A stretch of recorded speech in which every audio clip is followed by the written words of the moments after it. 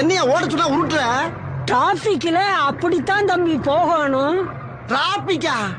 யோ கூட்டம் இல்லையா? ரோடு அனாதையா கிடக்கு. அது தெரியுது, பொதுவா சொன்னேன். நல்லா பொதுவா சொன்ன.